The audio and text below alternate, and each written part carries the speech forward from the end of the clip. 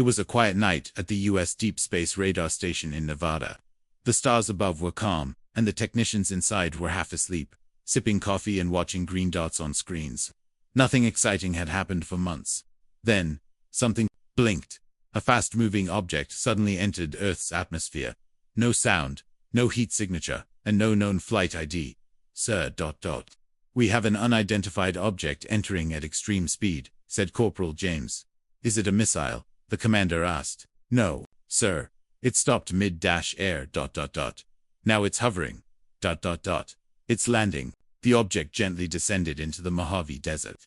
It was smooth, silver, and shaped like a half-moon. Within minutes, the U.S. military scrambled helicopters, jets, and armed vehicles toward the site. The world had no idea what was coming. The ship opened silently. A ramp extended to the desert floor. No smoke, no noise, just stillness. Then she appeared.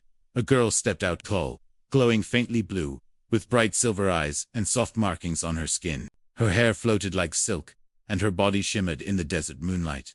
She looked young, barely 20 in human years. She wore no armor, held no weapons. She raised both hands and said in perfect English, "I come in peace. I have crossed 369 light-years to warn you. Your planet is in danger." The soldiers aimed their weapons. Cameras captured her every movement. Soon, news channels all over the world were showing her image. Alien female lands on Earth. The headlines read, "First contact made," but the governments didn't trust her. She was taken to a secret facility, Area 17. Scientists poked, scanned, and interrogated her. She never resisted. She only repeated the same words. "Earth will be destroyed in 30 days. A cosmic storm is coming. You must activate the planetary shield." They laughed. Some said she was a spy. Some called her an actor in a costume. Others thought it was a social experiment. But there was one man who believed her. Ethan Voss, a military technician, sat across from her during an equipment scan. He wasn't important, just a background worker. But he had studied astronomy in college and had seen the sky act strangely for weeks. Solar flares, gravity shifts, something was coming. He looked at her through the glass and whispered, "Why Earth? Why come here?"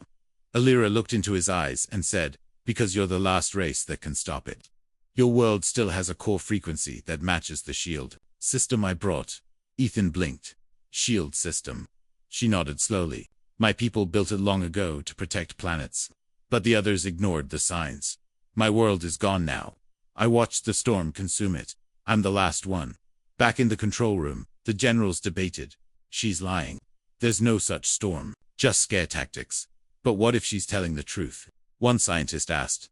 "Then why didn't our telescopes detect it?" "Because you're looking in the wrong direction," Ethan said quietly. Entering the room, everyone turned.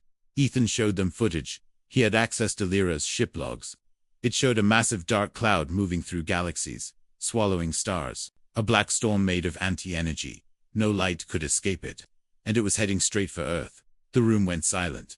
Still, the top brass didn't believe him. They shut down her ship. They locked her in a cell. They told the world it was all a hoax. 3 days later, Ethan visited Alira in the holding room. Her skin was dimmer now. Her voice was weak. "You were right, weren't you?" Ethan asked. She nodded. "I can help your planet, Ethan, but only if I get to my ship. We must activate the beacon.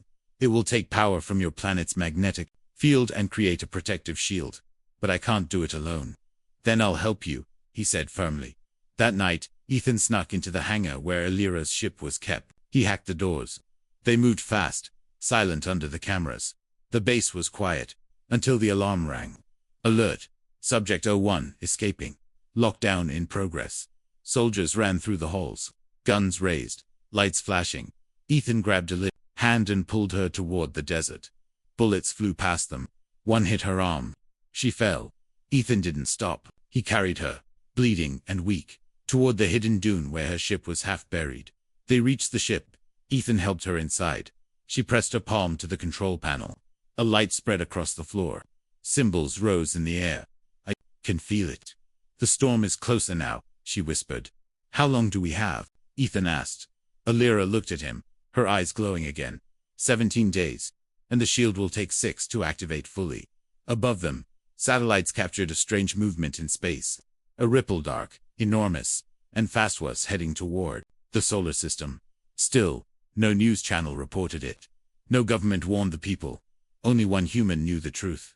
And he had just risked everything for an alien girl who came to save a world that didn't want saving. It began with a silence that no one noticed. Birds vanished from the morning sky.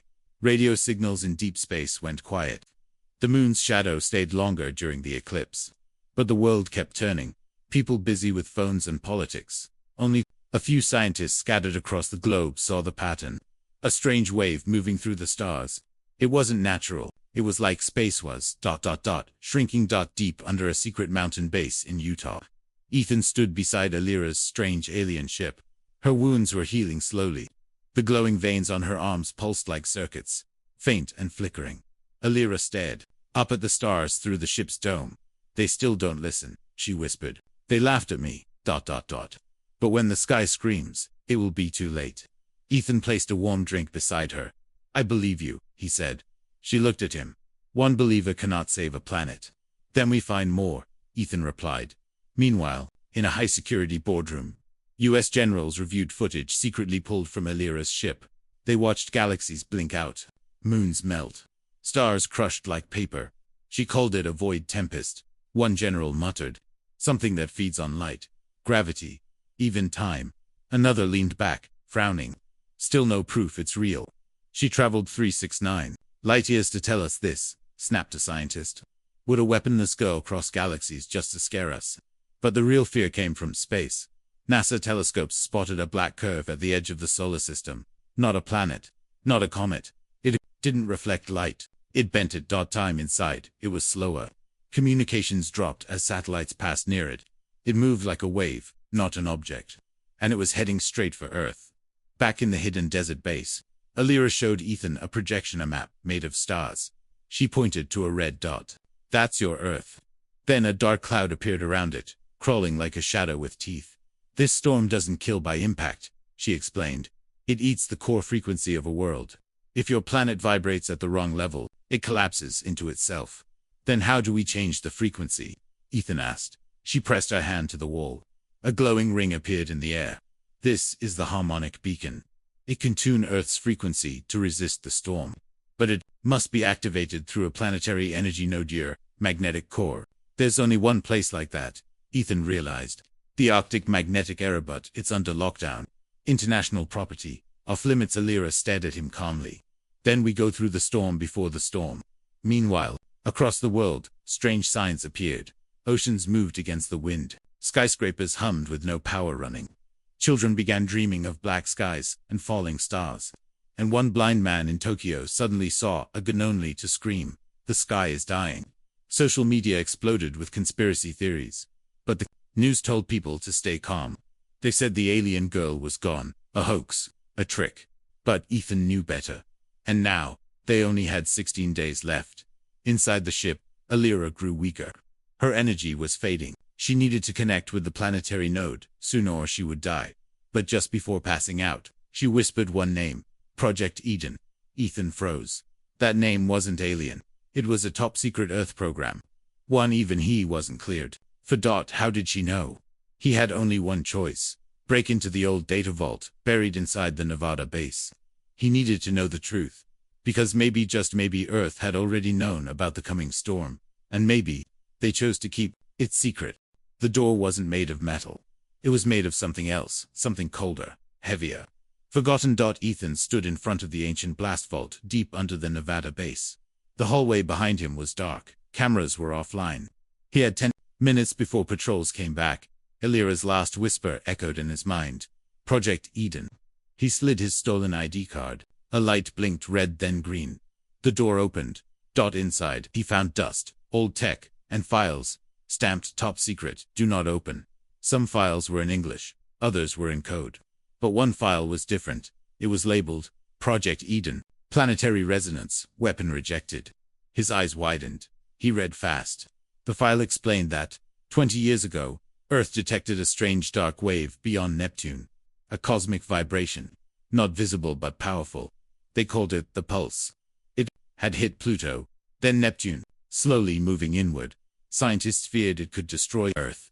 So they built a machine to tune the planet's core defense system. similar to what Alira had described. But the project was shut down. Too expensive. Too unreal. The officials called it fantasy science. Ethan rushed back to the hangar, where Alira's ship was hidden. He placed the files in her trembling hands. Her eyes flickered with light as she scanned them. Then she looked up, heartbroken. "You already knew," she whispered. "No," Ethan said. "Some of us didn't. We weren't told." She turned away. "Earth had its chance. You ignored the warnings, even from your own people." He didn't argue. "Then give us one more chance," he said quietly. The storm was now visible with high-powered telescopes. Not a storm in the sky, but a storm between stars. A wall of nothingness swallowing light. In a lab in India, a scientist watched it and wept. In a space station orbiting Earth, power flickered. In Australia, compasses spun wildly. Gone to countdown had begun and the world didn't even know it. That night, Ethan and Alira made a choice. They would travel north toward the Arctic magnetic array, buried deep under frozen ice. Only there could the harmonic beacon be activated. But it wasn't just guarded by ice. It was guarded by men, armed, trained, ruthless. Because Project Eden may have been shut down, but someone was still watching it. As Ethan loaded the supplies onto a small stealth hoverjet, Alira stood beside the wing. Her body shimmered in the moonlight, weaker than before, but calm. "Why are you doing this?" she asked. Ethan looked at her. "Because I don't care where you're from. You're the only one telling the truth." She smiled faintly. "I hope that truth doesn't destroy you." They took off just before sunrise. The sky was beautiful, too beautiful, a calm before a cosmic scream. Far away, in a dark control room deep below the Pentagon, a man in a suit watched a red blinking light on a screen. He picked up a secure phone. "They're heading toward Eden's site," he said. A pause. "Do we let them activate it?" Another pause. "No," came the answer. "If the storm is real, we'll deal with it ourselves." But Earth didn't have that long. And the storm didn't care about borders or power. All it needed was silence. And humans were giving it just that. The snow didn't fall. It hovered, frozen in midair like time had stopped. Ethan stepped out of the aircraft into the white Arctic wasteland. His boots crunched the thin ice. But Alira said nothing. She was staring straight ahead. At the mountain. Not a natural mountain, but one shaped like a spear. Black metal spikes broke through the ice like bones. That was it. The hidden site. The last hope for Earth. The Eden node. Alira was trembling. Not from the cold, but from something else. Her body was reacting to the magnetic field underground. She turned to Ethan and said, "It's alive. The core is still breathing. I can activate it." But they weren't alone. Far above, on the frozen cliffside, dark figures in snow camouflage watched through scopes. Their orders were simple. Do not allow anyone to access Eden. If they try, terminate them. Inside the Eden facility, rusted doors opened slowly. Long-dead machines lit up as Alira walked past. Her presence triggered systems that hadn't worked in 20 years. Holograms of star maps, planet frequencies, and core resonance data glowed on the walls.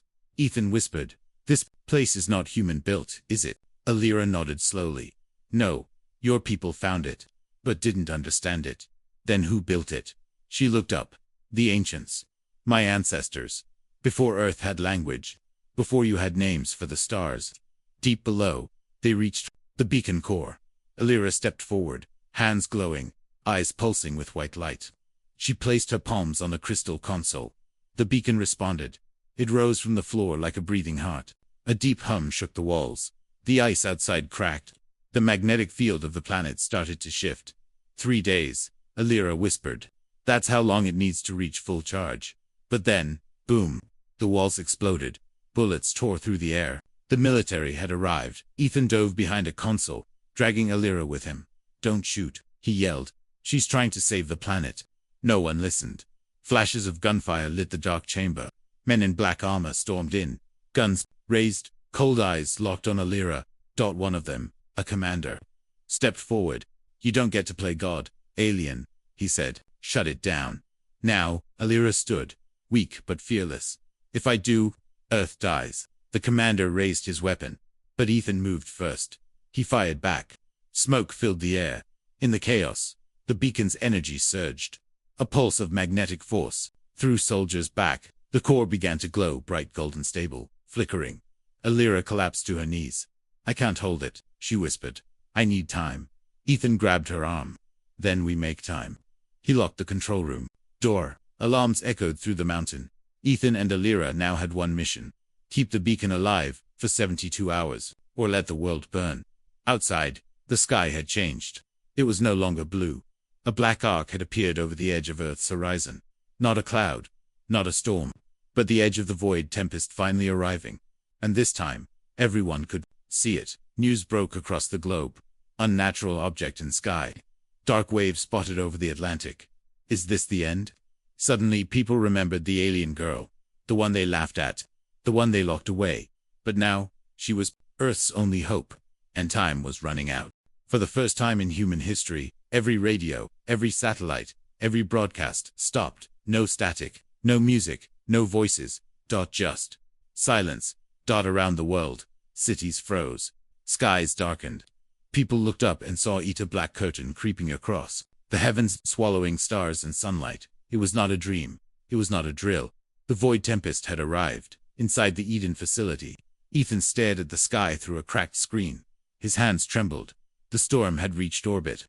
The upper satellites were gone. Time was bending. Gravity was flickering. Alira sat beside the beacon, her energy nearly gone. Her skin dimmed, her eyes dull. She hadn't spoken for hours. But then, she opened her mouth and whispered something Ethan never expected. I wasn't the only one. Who came? Ethan turned. What do you mean? He asked. She looked at him with pain in her voice. Another ship followed me. But it didn't come to help. It came to finish what the storm started. Ethan's blood ran cold. You brought someone else here. She shook her head. No, I ran.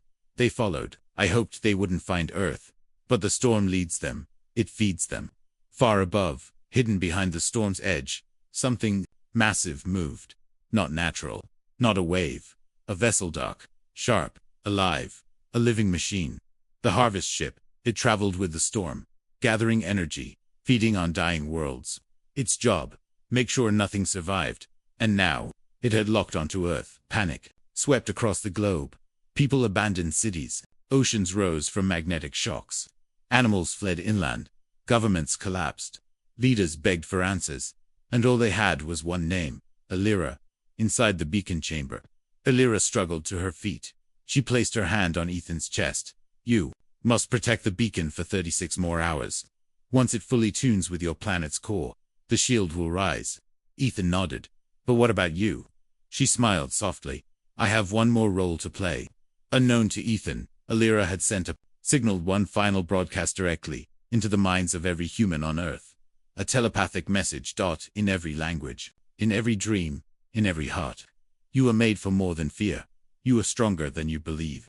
This world is still worth saving, but I cannot save it alone. Children cried. Soldiers paused. Old enemies embraced. People looked up and saw not just darkness, but the edge of light behind it. Faith returned. But hope has a price. As Ethan guarded the beacon room, soldiers returned, armed, furious, ready to shut everything down. They called it madness. But Ethan didn't run. He raised his weapon and said 4 words. She's saving your world. A battle broke out in the snow. Gunfire echoed across the ice fields. But deep inside the Earth, the beacon pulsed faster, brighter, alive. It had almost synced an Alira. She had walked into the storm alone. The sky did something no sky had ever done. It spoke, not with sound, not with thunder, but with memory. As the storm approached Earth's surface, people began hearing voices in their heads, whispers from their past. Regrets they buried, faces they lost. It wasn't a storm of wind or rain. It was a storm of soul, and it was feeding on fear. Alira drifted through the edge of the void tempest. She was weightless, surrounded by swirling black waves that bent space itself. But she was not afraid. Her people had faced this once. They failed. Now it was her turn. Floating in the eye of darkness, she saw it. The harvest ship, a mountain of steel and shadow, covered in lights like eyes. It wasn't just alive, it was hungry. And now it had seen her. Back on Earth, inside the Eden facility, Ethan was running out of ammo. Soldiers kept coming, some to shut him down. Others who had changed sides after seeing Alira's vision. The beacon was at 88% sync. If they didn't hold this place, Earth would be naked when the storm hit. Suddenly, Ethan's radio crackled. A voice whispered through the static. Ethan, I found it. It was Alira. She had connected her mind to the harvest ship's core. She saw their history. They were not from a single planet, they were survivors of hundreds. Civilizations that fled the storm, only to become its servants. And now, they wanted Earth added to their collection. Inside the ship, Illyra stood before a central intelligencer, swirling black orb, pulsing like a heartbeat. A voice echoed in her mind. Why fight? Let them fall. Let fear guide them. We are the future. She answered with one thought. Humanity deserves a chance. And then she did the unthinkable. She unleashed her true form. Her skin split into glowing fractals. Wings of energy burst from her back. Her voice became a song loud enough to shake the walls of the harvest ship. She wasn't just a messenger. She was a guardian, the last of her kind. And now she had become Earth's firewall. Back in the Arctic, the beacon reached 100%. A blinding, white pulse shot into the sky. All across Earth, towers, mountains, and oceans hummed as the planet's magnetic field locked into a new vibration. For the first time in history, Earth sang back. And the storm slowed. People felt it in their bones. The pain faded. The voices stopped. The shadows trembled. Earth had found its voice. And the storm didn't like it. But then, the beacon began to overload. Too much power. Too much pressure. If it failed now, Earth would be exposed. Ethan stood near the console and saw the warning lights. He had one choice left. Override with human link. He took a deep breath, looked up at the burning sky, and placed his hand on the core. Energy rushed through him. Memories, light, pain, heat. He saw Illyra. She saw him. And for 1 second, across the void of space and fear, they stood together. Two souls. One last stand. No one remembered the exact moment it happened. There was no explosion. No final warning. Just silence, and then light. Not blinding. Not burning. But warm, gentle, alive. It poured from the sky like rain made of stars, spreading across Earth, wrapping the planet in a soft white shield. The storm hit, but it couldn't enter. The void tempest screamed, but no one could hear it. For the first time in its long, dark history, it was denied. Earth had survived. Inside the Eden facility, the beacon dimmed. The hum stopped. The lights faded, and Ethan Voss was gone. His handprint still glowed on the core. Burned into its surface, he had given everything. His body, his thoughts, his energy. He had become part of the shield. Thousands of miles away, Illyra floated inside the collapsing harvest ship. Her glow was faint. Her voice was weak. But her mission was complete. The ship cracked apart. Its core collapsed. The servants of the storm scattered into the void. Illyra smiled softly. You were worth saving, Earth. And then, she closed her eyes. Weeks passed. The sky returned to blue. Birdsong returned. Children played again. But something was different. Now, people looked up at the stars. With wonder. With respect. And with memory. News spread about what happened. About the alien girl who warned Earth. About the man who believed her when no one else did. About the light that saved them. They told the story in schools. They carved her name into stone. But the world never found her body. Or Ethan's. Only the beacon remained silent. Pulsing once every hour like a heartbeat. A reminder that Earth had been loved by someone not born here. 10 years later, in a quiet mountain village, a little girl stood in a field, staring at the stars. She had silver eyes. Her skin shimmered faintly in the moonlight. And when the wind blew, it carried a name, Illyra. Because some lights never fade, some stories never end. And sometimes, it takes just one voice to make the world believe again.